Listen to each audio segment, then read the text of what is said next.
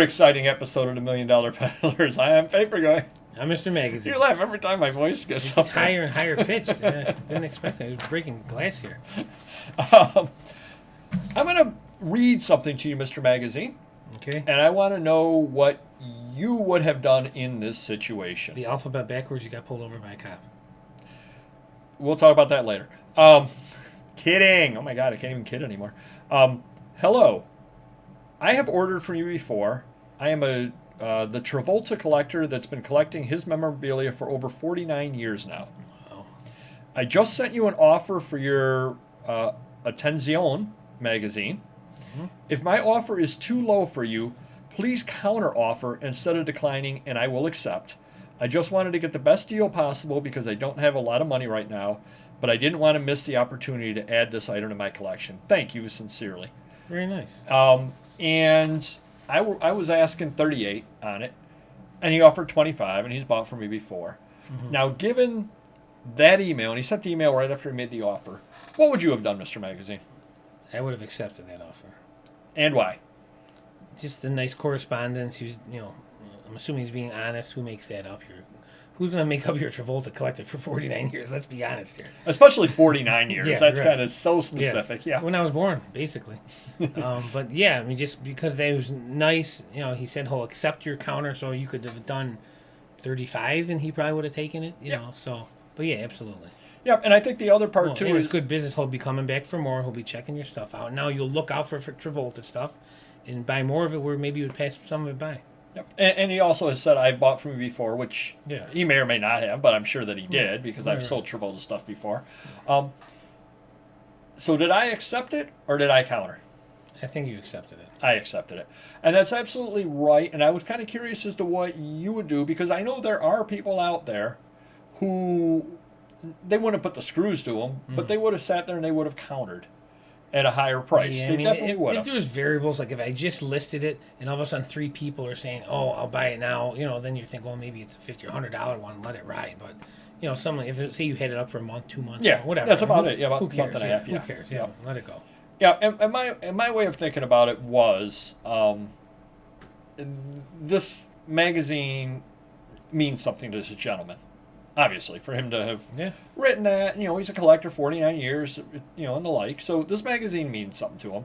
I'm asking 38, he's offering 25. So he's not, it's not like I'm asking 100 and he's offering 25. And I said, okay, I counter at $30. Yeah, big. You're talking $5 less the fees, a few bucks, really. Yeah, you're talking $3, which, to use Mr. Magazine's favorite word that he uses all the time, that's a rounding error. And I'm going to sit there and try to be a cheap chisel and mooch and get $3 extra, in my pocket. Right. And then I pay taxes on it. Why? Why? When you get right down to it. And so I did accept his offer. Cut to the chase. I did accept his offer. But that was my thought of it. And I guess my thought of it as well was, if I put myself in his shoes and there was something somebody wanted, and people have made, good deals with me throughout the years. I don't generally like when I'm working a deal with somebody and I make a good fair offer to them and then they try to get just that much more. Right. All right, I'll give you $100 for it. Can you give me $105? Really? After 20 minutes of sitting there arguing, you want $5 more just so you beat me out? Yeah. I'm more just fine. Here's $110. I don't care. Let's just move on. So, yeah, I absolutely agree with you. And I kind of want to hear what other people would say out there as well. It's one of those, you pick up a customer for life. Yeah, absolutely. Is what it comes down to. Because, again, obviously he knows he's bought from me before, so he remembers my name. Yeah. He would remember your name. You should send him a free Travolta magazine in the year when it's 50th anniversary of collecting Travolta. I should. Yeah. That's actually a good idea. I'll see if I can't steal one out of your inventory. Yeah. I won't miss it. It'll be around. I was going to say, unless you've got a lot of great inventory controls on that to suddenly put into place on that. But let me kind of go off on a little bit of a side tangent here. I think that's another one of the reasons, and I know eBay is definitely going in this direction, to brand yourself. You've got the Mr. Magazine brand. Mm-hmm. I've got the Papergoy brand. and I mean no disrespect to anybody out there. I'm making this up off my top of my head, but if you're, I'm trying to think of J146-2. there you go. It's hard to, thank you.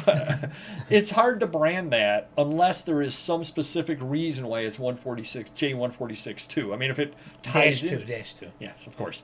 If that ties into something, great. But if you're just doing it, or you're like, oh, I'm going to use my mom's name and my dog's name with no other reason beyond Even it. your own name. You really, I had my own name, C. Leone Jr. or whatever it was, and I don't know if that would have got me as far as I am now, but no one would remember that, or they would know me as Chuck or whatever, where Mr. Magazine is the brand. So, yeah. Big difference.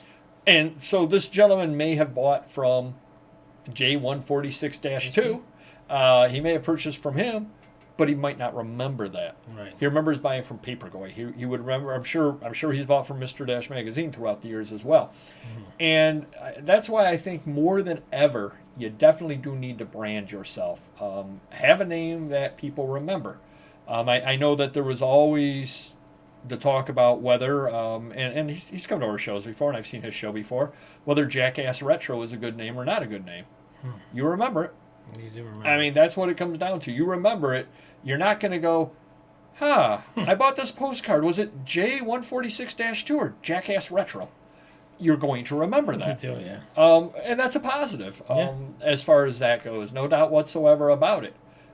So I just wanted to bring that up and mention down below if you would have countered with them, and if so, why you would have countered. Again, I could have gotten another $4 or $5 out of them. There's no doubt at all about it. Right. I just didn't see the need to do so, I guess is what it comes down to. So comment down below what your thoughts are, and why or why not you would have accepted that offer. And Mr. Magazine and I are actually in agreement for once. That doesn't happen very often. Yeah. We will see you next video. Take care. Bye-bye.